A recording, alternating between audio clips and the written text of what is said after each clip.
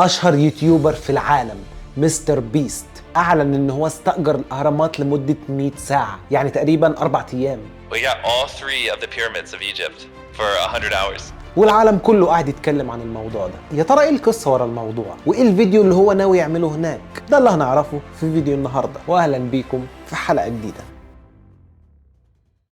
طيب الفترة اللي فاتت دي كلها كل الناس حول العالم قاعدة تتكلم عن ان مستر بيست أجر الأهرامات لمدة 4 أيام. هو أصلا ده أوبشن موجود لغاية ما وزارة السياحة طلعت ونفت ان ده ما حصلش، وقالوا ان مستر بيست هو أخد تصريح ان هو يصور في الأهرامات، مش ان هو أخد الأهرامات كلها عشان يصور فيها وما فيش أي حد تاني يدخل. في جدل كتير بيحصل، ولكن اللي احنا متأكدين منه ان مستر بيست هيعمل فيديو هناك وانه هيقضي يوم كامل في الهرم، وهيدخل ويشوف حاجات ممكن احنا أصلا ما شفناهاش قبل كده. الفكرة في حد ذاتها مجنونة وتشد أي حد. طيب هو ايه ممكن الفيديو اللي مستر بيست يعمله هناك؟ طبعا كلنا عارفين مين هو مستر بيست. اللي ما يعرفش مين هو مستر بيست ازاي يعني؟ اشهر واكبر قناه يوتيوب في العالم، عليها 337 مليون مشترك. الرقم ده اكبر من عدد سكان مجموعه دول مع بعض. ولكن اللي ما بيتفرجش او اللي مش متابع فيديوهات مستر بيست، فيديوهاته معظمها عباره عن تحديات، ولكن تحديات كبيره. وكمان بيعمل نوعيه فيديوهات اللي هو قضيت 100 يوم في السجن، عشت 7 ايام مدفون تحت الارض، نجوت من طائره محطمه كده يعني. ودلوقتي هو راح الاهرامات عشان يصور فيها فيديو، وفي الغالب انا بتوقع ان هو هيكون فيديو عشت يوم كامل في الهرم، او نمت يوم كامل في الهرم، او قضيت يوم كامل في الهرم. واللي هو ما قضاش يوم كامل في الهرم اللي هو بيركب جمال، لا، هو هيقضي يوم كامل جوه الهرم نفسه، هينام جوه الهرم. وده طبقا لتصريحاته اللي قالها في واحد من البودكاستس اللي هو حضرها.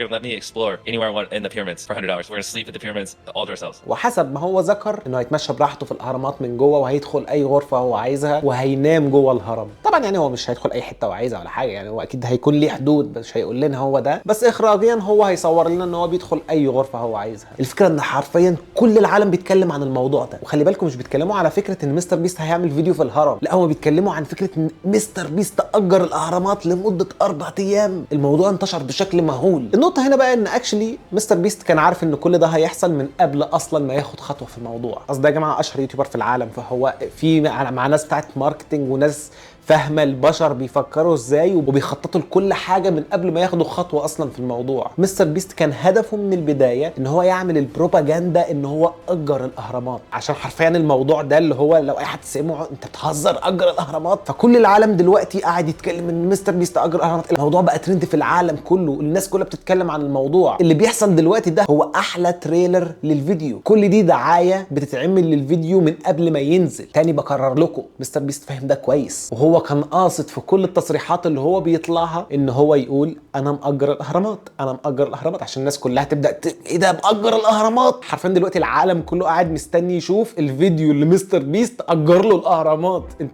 انتوا فاهمين الفكره؟ يعني انت ممكن تكون اصلا شخص مش مهتم بفيديوهات مستر بيست ومش بتتابعه اصلا، بس انت دلوقتي مستني الفيديو ده ينزل عشان عايز تشوف الفيديو اللي فيه انسان اجر اهرامات عشان يصوره. الموضوع كله عباره عن ماركتنج عشان يشوق ويثير الجدل. يا جماعه دماغ مستر بيست دي صعبانيه قوي.